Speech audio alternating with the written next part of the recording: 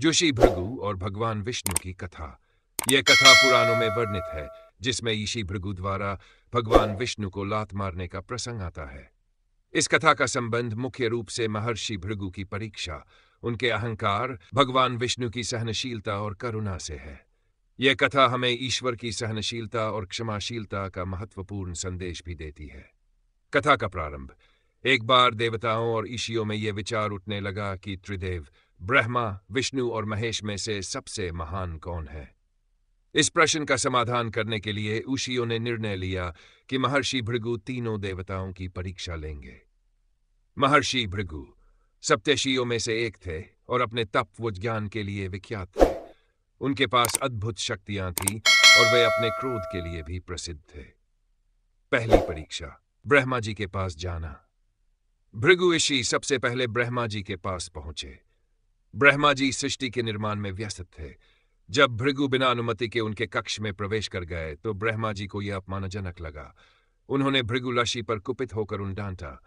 भृगु को लगा कि ब्रह्मा जी में अहंकार है, इसलिए वे उन्हें छोड़कर वहां से चले गए। दूसरी परीक्षा, शिव जी के पास जाना। इसके बाद भृगु शिव जी के पास पहुंचे। शिव जी उस समय माता पार्वती के साथ समाधि में लीन थे। भृगु बिना अनुमति उनके पास चले गए। शिव जी को यह व्यवहार अनुचित लगा और वे क्रोधित हो उठे। क्रोध में शिव जी ने त्रिशूल उठाया, लेकिन माता पार्वती ने उन्हें शांत कर दिया।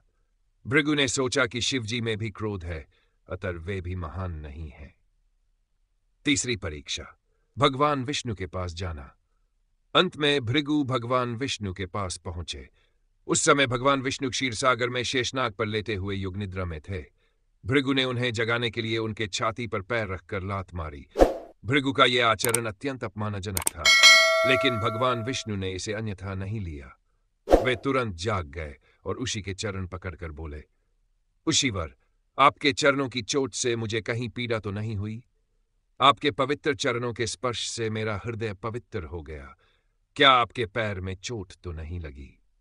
भगवान विष्णु का यह विनम्र और करुणामय व्यवहार देखकर भृगु को अत्यंत लज्जा हुई। उन्होंने समझ लिया कि भगवान विष्णु में ही सच्ची महानता है, क्योंकि उनमें ना अहंकार है, ना क्रोध, बल्कि अपार दया, प्रेम और सहनशीलता है। भृगु ऋषि का पश्चाताप और विष्णु जी का आशीर्वाद। भगवान विष्णु के इस व्यवहार से भृगु ऋषि का हृदय पिघल गया। उन्हें अपनी गलती का एहसास हुआ। उन्होंने भगवान विष्णु से क्षमा मांगी। भगवान विष्णु ने मुस्कुराकर उन्हें आशीर्वाद दिया और कहा कि इस प्रसंग से संसार को यह सीख मिलेगी कि क्रोध और अहंकार का कोई मूल्य नहीं, बल्कि क्षमा, सहनशीलता और प्रेम ही महानता का प्रतीक है। कथा का परिणाम और शिक्षाएं। 1. विष्णु के सीने पर लात का चिन्ह। कहा जाता है कि भृगु के चरणों की चोट से भगवान विष्णु के वक्षस्थ पर एक चिन्ह पड़ गया, जिसे श्रीवत्स चिन्ह कहा जाता है। यह विष्णु जी के शरीर पर स्थायी रूप से अंकित हो गया। महानता का परिचय। इस कथा के माध्यम से यह सिद्ध हुआ कि भगवान विष्णु में सहनशीलता, क्षमा और करुणा की सर्वोच्च भावना है, जो उन्हें महान बनाती है। 3. मानव जीवन के लिए सीख। यह कथा सिखाती है कि अहंकार और क्रोध का त्याग कर हमें क्षमा, प्रेम और सहनशीलता का मार्ग अपनाना चाहिए। कथा का आध्यात्मिक महत्व। यह कथा भक्ति और विनम्रता का एक उत्कृष्ट उदाहरण है। भगवान विष्णु का सहनशील और करुणामय व्यवहार यह दर्शाता है कि सच्ची महानता शक्ति में नहीं, बल्कि दया और प्रेम में है।